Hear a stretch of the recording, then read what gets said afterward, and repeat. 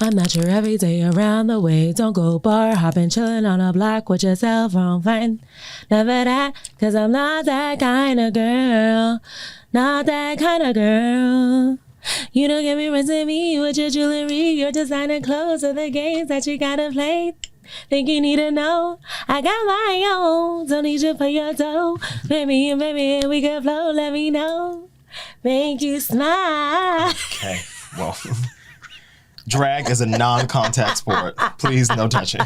No touching. Hi, everyone. Welcome to Still Diverted. Yes, thank you for being here. I'm Kenya Miracle. I'm Malcolm the Moonchild, and this is Still Diverted. Thank you for turning on our little raggedy show. Why are you laughing?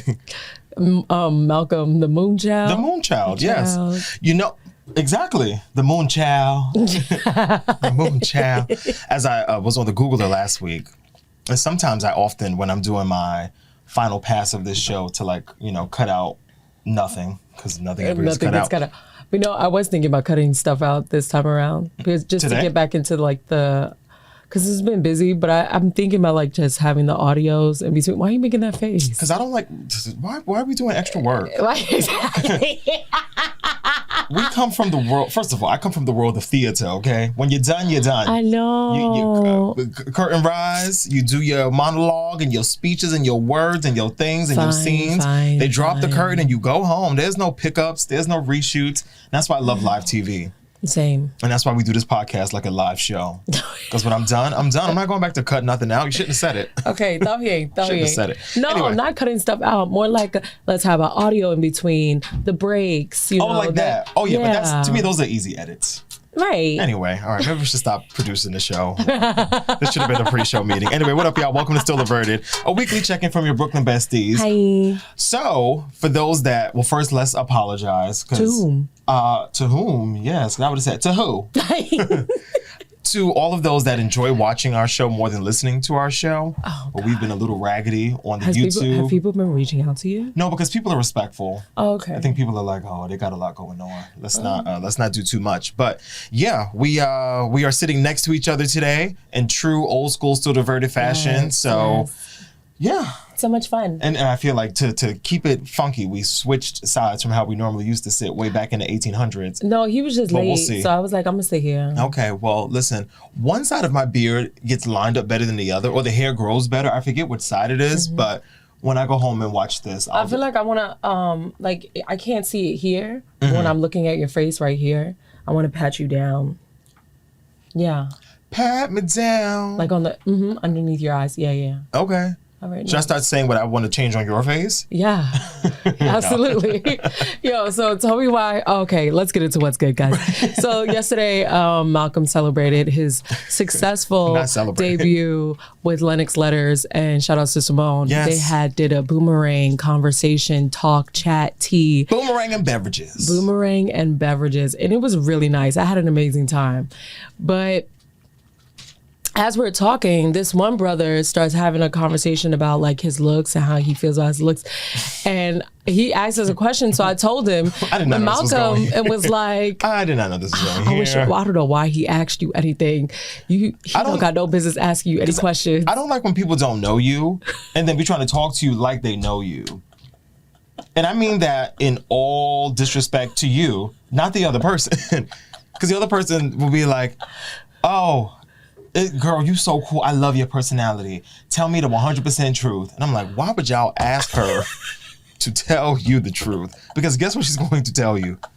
The truth. And she's going to relish in it. She's going to actually really, really enjoy. And it's going to feel like a laundry list almost. It's going to feel like you've been waiting to give someone advice or something they didn't even ask for. So when you just said that about your face, and I was like, oh yes, please tell me, because I want to know. Tell me what I need to do. But I'm here for all the honesty, please. We're very critical of ourselves. Yes, trying to be less. You're not helping. No. Thank you, though. But yes, no, shout out to everybody that came out to Boomerang and Beverages, Lennox Letters Out Loud. Thank you for all the support. It was thank you. Yeah, Rick, I can't get no applause. Zach. You see what happened? Rick is brand new. Rick been out on the island all week, and he forgot how we do here in the city. No, thank you for joining us, Rick. You could be anywhere else, but you're here with us, so we appreciate you. But yeah, so it was a good time. Yeah. It was a nice, intimate gathering. Intimate is the word we're going to go with. But no, it was cool. I feel like this was a beta version of what we would like to continue to do. Mm-hmm. Shout out to Ayana, who got the special gift, which was Brandy's book, Phases. Yes. The New York Times bestseller. Because I feel like Oprah, when I give gifts, and I say, if I love something, I have to get this for you. I have to get this for you. You all are going to love this new book. Yes. That really has how Oprah be sounding. Yeah, I used to exactly. listen to Super Soul Sunday a lot. Yeah, Super Soul Sunday. Yeah. We know you. I saw an interview with Deborah Wilson, who used to play Oprah on Mad TV. Yes. And watching Mad TV. Right. And she was saying how basically like, Oprah, you take yourself too seriously. And I said, you know what? Oh, you kind of do. I feel like Oprah's life would be a little bit more fun if she didn't take everything so seriously. You think she's serious? I think Oprah doesn't know how to take a joke. She's a Capricorn. She's an Aquarius. She's an Aquarius. She's an Aquarius. Really? Yeah, I always think she's a Capricorn too. But yes, Oprah is an Aquarius. So I'm gonna look up her chart. And not the residential Aquarian in the room. Right. Hello to our executive producer. Oprah's. That's not how you spell her name. Oprah Winfrey birth chart. But yeah, in the meantime, yeah, so into Brandy, because I really wanted to talk about that. Oh, you know what? Yeah, so I did finish the Brandy book. I wasn't really prepared to talk about this today, but I'll segue from one thing to the other. So yes, pretty good things. I'm trying to think what I got to less about you. What's the last thing we talked about together? I'll just jump around in the notes that I have. So in the Starlight chapter, she talks about her relationship with Robert Smith, who was actually Darkchild's cousin, which I forget that the family I forget that the family web is so messy, because it's like, well, Brandy, you probably really shouldn't have been sleeping with your favorite producer's cousin. I know this is not Darkchild's cousin. Oh yes. No. Look at Darkchild. That's mad funny. I think his name was like Big. Yeah, Big Bird. Okay, Big Bird. Oh, you're funny. But yeah, so yeah. If you look at Robert Smith, you'll see what I saw just now, y'all. Frightening. It looked like Marilyn Manson. Exactly. But yeah, she talks about getting pregnant, but not technically marrying Robert, even though they said that they were married. She didn't talk about that MTV reality show, which I was kind of looking forward to hearing about. Remember when they did that special deliveries thing she did? Yeah, but they didn't talk about that. Of course, mother is mentioned in the book. I said, now, how long is it going to take for us to get to a Wendy Williams reference? And we got there, as Brandy said. As I sat in my New York City hotel room promoting Aphrodisiac, I heard a voice come through the radio of Wendy Williams confirming that Robert Smith was going to be calling in. No, he wouldn't. He can't. How could he? He's going to sit and talk with one of the most gossiping people of all time. It's not exactly what she said. But that's what it was given. More or less, that was the vibe. Yeah. But yeah, so, and if you're not familiar, Robert Smith went on Wendy's show years ago and basically outed that him and Brandy were not married. And that it was a scheme. It was set a up spiritual union. by Sonia Norwood, exactly, to keep Brandy's good girl image. And then Robert also confirmed that Brandy was just his jump off, which I don't believe is true. But Brandy does talk a lot about relationships in this book. And now it has me looking at Brandy like, okay, well, I know you an Aquarius. So I know how y'all give it up when love, emotions. They are consumed by their relationship. And so on it and so over it. Like it moves so fast for them. So yeah. In any event, they also talk about Darkchild in the Eclipse chapter, which is where their relationship truly fell apart. The final clash, which I'm sure most of you have heard about by now, but they really fell out because they were beefing about basically more or less what the album was going to sound like. Brandy was kind of annoyed that Darkchild was giving the better tracks to other artists, you know, your Tonys, your J-Lo, so on and so forth. Yeah. And Darkchild, allegedly, according to Brandy, said to her, basically, you keep worrying about these little things, and I'll go with Beyonce and sell 5 million records. Now, of course, Brandy didn't like that. Of course she didn't. Brandy, I don't think still likes that. And at that point, she was already in her Bugaboo era. Beyonce? Oh, this is past Bugaboo. Oh, okay. This is probably like, at this point, because I'm thinking this is full, this is... Like Dangerously in Love? This is Full Moon, maybe. Yeah. Yeah, so this is like 2002, 3. Yeah, somewhere in there. But the best part my favorite part was when she talked about working with Kanye West. Now, I wasn't really prepared for this. So this is my shit. The more they talk about right. love. Not really Brandy's. So when Kanye worked on Aphrodisiac, and basically the story goes that Brandy wanted a different producer to be working on the album. I think it might have been Dark Child, honestly. Atlantic was like, we're not going to do that. We're going to bring Kanye in. Kanye is going to produce this album for you. He's a good producer. Right, but Kanye's still very new at the time because I don't even think Jesus Walks has dropped at this point yet. But the label...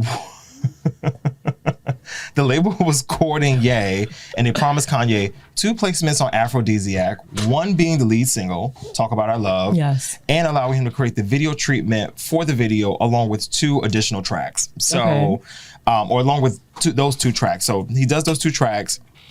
Apparently, the way that the vocals were mixed on one track, Brandy was not a fan of. And they did a second version, and the way that those were mixed, Kanye was not really a fan of.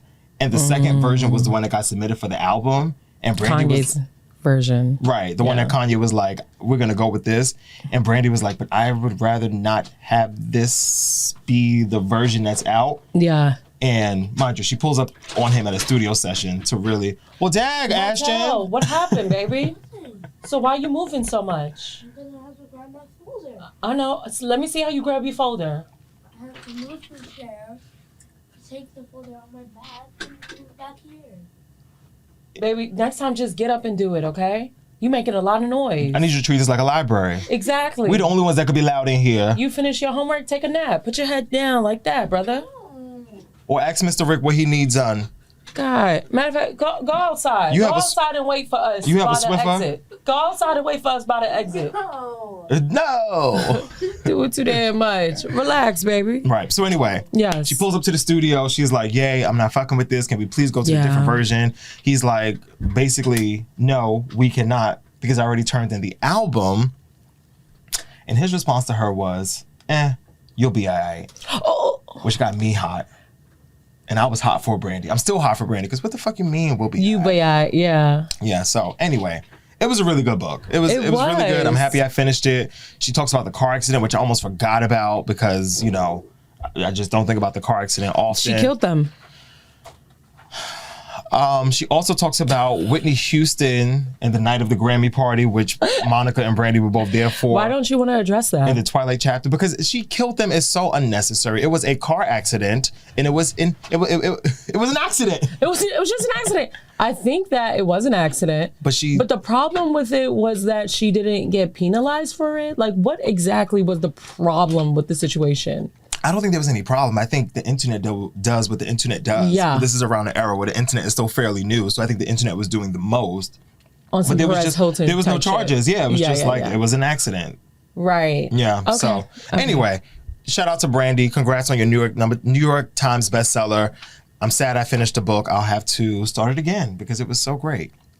I feel like when we were mentioning last night about giving out the gifts, I'm talking about giving out the gifts like I was giving out gifts. I was not giving out gifts at all. For Lennox Letter, when they had gave the woman the Brandy book, it was just like, girl, I hope you read it. Because it seemed like a really good book. That's what you said? Yes. Yeah. No, yeah, it really was. If she don't want it, I'll take it. Right. No, honestly. And we did it as a raffle. Yeah. Just to keep it fair, but I was also like, I want somebody I know to get this book. Yes. But whoever's supposed to get it was supposed to get it. That part. Shay. Okay. Let's move on. Keep on moving, don't stop, no. So you've been watching the Shannon Sharpe show, which sounds disappointing to me. Okay, so the tea is that this brother named Michael Beasley, you guys might have heard of him if you're into basketball. If you're not into basketball, baby, I got you. So this brother, I was taken aback by a clip. You know when you see a clip and it gets you like all excited?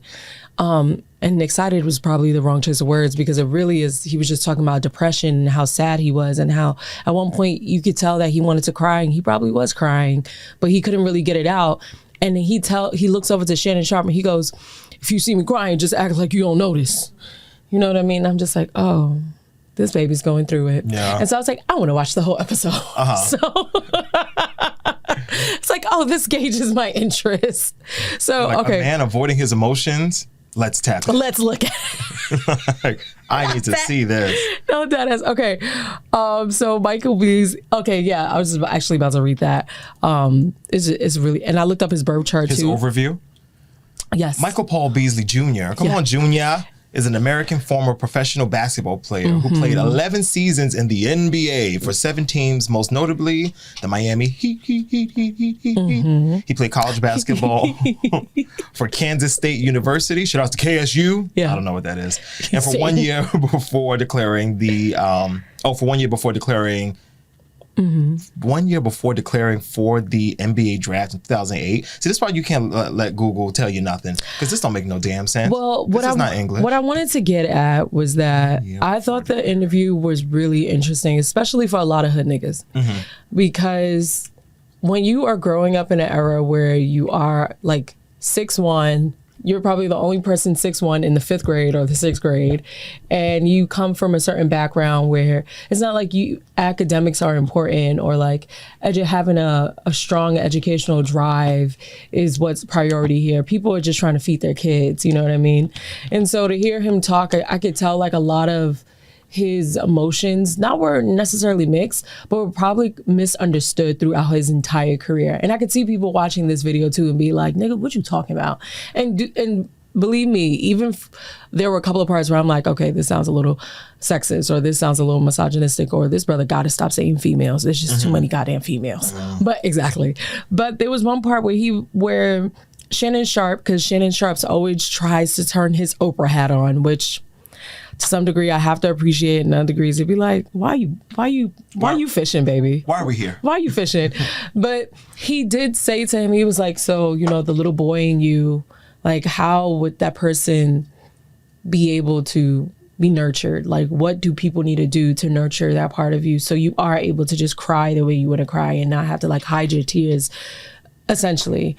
And he's just like, just listening to me. Stop telling me what I mean. Stop telling me who you think I am, or, you know, what you think I mean.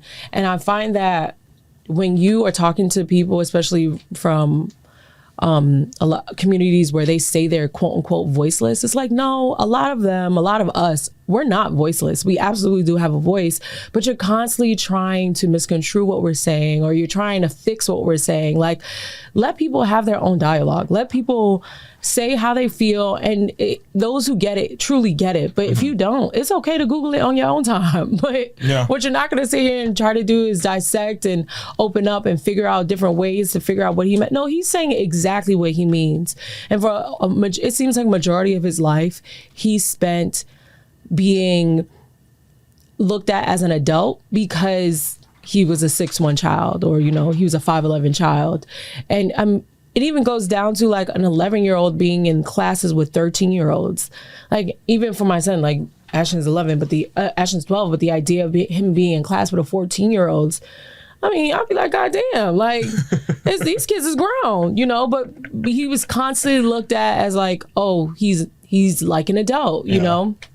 Anyway, so that would like really gauge my interest, and I find that what they was talking about though. They were talking about his life essentially, and like what made. Well, Shannon started to start off with his father figures, like who was in your life, your grandfather, your father, but both of them were incarcerated. So his mom took care of him, and it wasn't until he was 25 he found out that his dad was trying to be there for them. It was points where his dad would just come up and give his mom like $4K, and his mom would take like $3,800 of it, but wouldn't let him see the kids. Like, it was those kind of predicaments. And he stopped talking to his mom and majority of his family for like 3 years, and then his mom died a year later.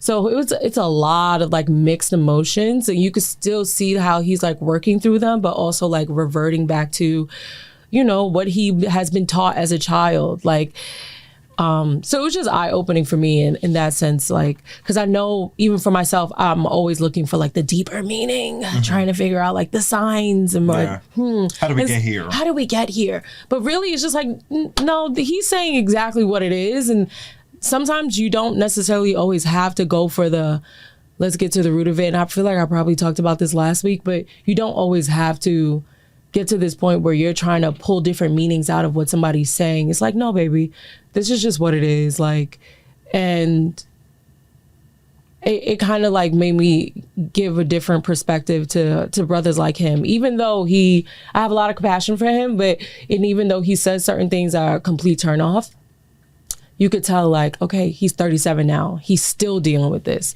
You know what I mean? It's like, damn, you're grown as fuck. But even then, it's just like, are you really grown as fuck? You know what I mean? Yeah. He seemed like just like a big ass kid who never really got to be a kid because he was like the quiet boy, but people always judged him for that. And it gave like the Kanye of basketball a little bit. You know what I mean? Minus like Trump and, you know. Actually, I don't know a lot about the brother's political beliefs now that I Trump might be in there. You know, you actually don't know what he believes in.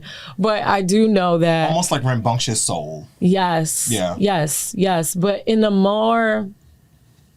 Like, nigga, so what's up? Like, you really... Because Kanye, I don't feel like he's like that for real. No. Like, Kanye never gave, like...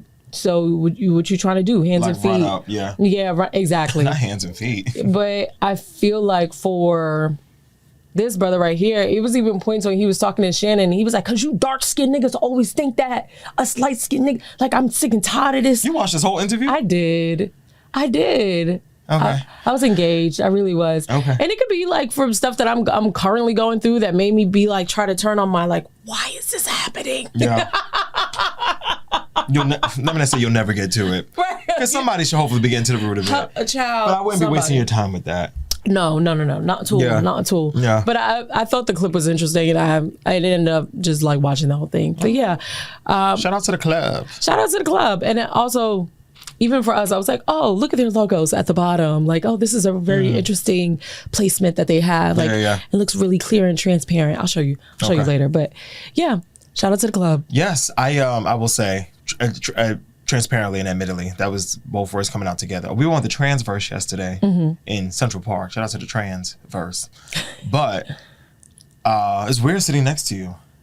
It's weird. It's now? A little weird, yeah. No, it is. Because weird. I feel like I would like to think, even saying this out loud, like we'll usually be like flipping papers or like, but I'm like, oh, I actually don't know what to do because I'm like trying to stay on the mic. Yeah. Usually we don't have a mic. Oh, that was the other thing. Yeah. Yeah. Okay. Interesting. Because we usually just be like flipping through papers and be like talking to camera. Just talking straight. Yeah. But yeah, now I feel like I have to have control, so my voice is not. You need to be keeping your dome. Yeah. Your oral dome. Shout out to the oral domers out there. I know that's right. Okay. Speaking of great oral and vocals and mouth words, singing, Kehlani. Oh yes! Happy birthday to Kehlani! Taurus season is upon us. Wait, okay, so please tell me the tea because I never knew you to be a Kehlani girl. Well, on this week's edition of Still Spinning.